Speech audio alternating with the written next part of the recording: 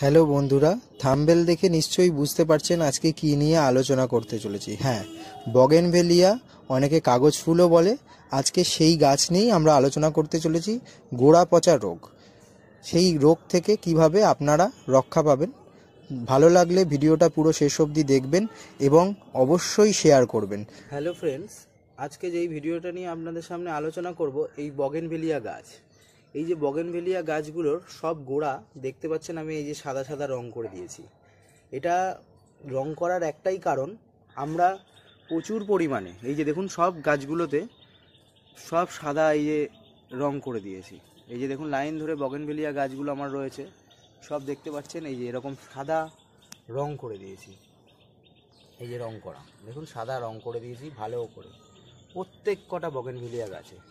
এটার কারণ হচ্ছে একটাই, যে এই যে বগেনভেলিয়া গাছটা আপনি দেখছেন, এই গাছটা রং করার কারণ হচ্ছে যে যখন আমরা এই মাটিতে জেনে অজেনে অনেক সময় রাসায়নিক সার প্রয়োগ করি, রাসায়নিক সার প্রয়োগ করার ফলে যেটা হয় যে এই গাছের যে এই যে ছালটা আছে, ছালটা নষ্ট হতে শুরু করে।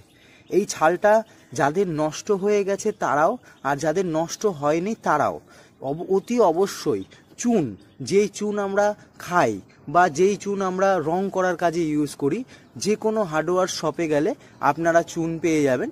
সেই গুঁড়ো চুন নিয়ে এসে আপনারা একটু জলের সাথে গুলে এই গাছগুলোতে ভালো করে এরকম সাদা করে, ঠিক কাণ্ডটা, গাছের যে কাণ্ডটা আছে মাটি থেকে ধরুন 1 বিঘত আপনারা রং করে দেবেন, এইরকম সাদা রং করে দেবেন। যে ধসা রোগ বা পচা রোগ, ছালটা যে পচে যায়, সেই রোগটা হবে না। আপনি বুঝতেও পারবেন না কখন আপনার এই ছালটা গোড়া থেকে পচতে শুরু করবে।